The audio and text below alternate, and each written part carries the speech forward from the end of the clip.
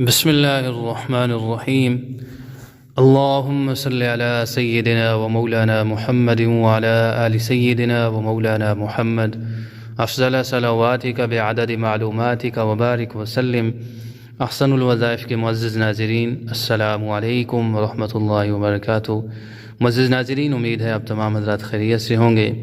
اپنے تمام ویورز کو اپنے چینل احسن الوظائف کے اوپر خوش آمدید کہتا ہوں۔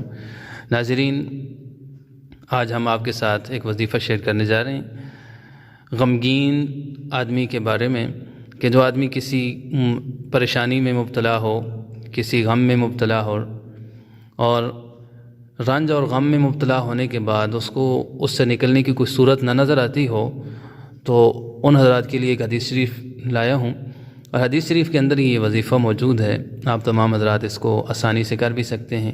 جو بھی حضرات پریشان رہتے ہیں، غمگین رہتے ہیں، تو ان کے لیے یہ بڑی ہی اچھی بات ہے کہ اللہ کے رسول صلی اللہ علیہ وسلم نے ان کے لیے علاج بتایا ہے۔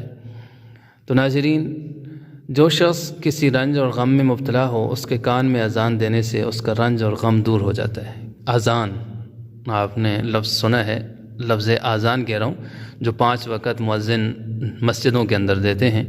تو ناظرین، جو بھی انسان غمگین اور پریشان رہتا ہے، تو اس کو کیا کرنا چاہیے؟ اپنے کان کے اندر اذان دینی چاہیے۔ حضرت علی کرم اللہ وجہہ ارشاد فرماتے ہیں کہ رسول اللہ صلی اللہ علیہ وسلم نے مجھے غمگین دیکھ کر فرمایا، ابن ابی طالب، میں تمہیں غمگین دیکھ رہا ہوں۔ تو میں نے کہا، جی ہاں یا رسول اللہ، میں غمگین ہوں۔ تو آپ صلی اللہ علیہ وسلم نے ارشاد فرمایا، فمر بعض اہلک یؤذن فی اذنک فانہ دواء للہم۔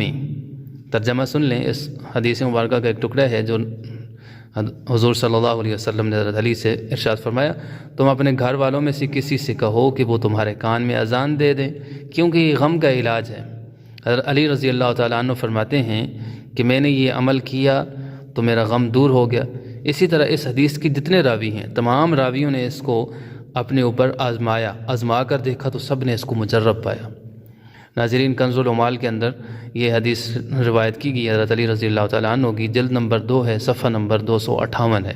آپ آسانی کے لیے دیکھ بھی سکتے ہیں، اگر کسی بھائی کے پاس کنز العمال ہے تو اس کے اندر جلد نمبر 2 صفحہ نمبر 258۔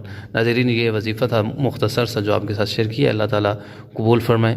آپ حضرات میں سے جو بھی اس چینل کے اوپر پہلی بار تشریف لایا ہے، تو اس سے گزارش ہے کہ اس چینل کو ضرور سبسکرائب کریں، ساتھ میں نوٹیفیکیشن کا بٹن ہے اس کو بھی آن کر لیں، تاکہ اس طرح کی جب بھی ہم کوئی ویڈیو اپلوڈ کریں تو اس کا نوٹیفیکیشن آپ تک پہنچتا رہے۔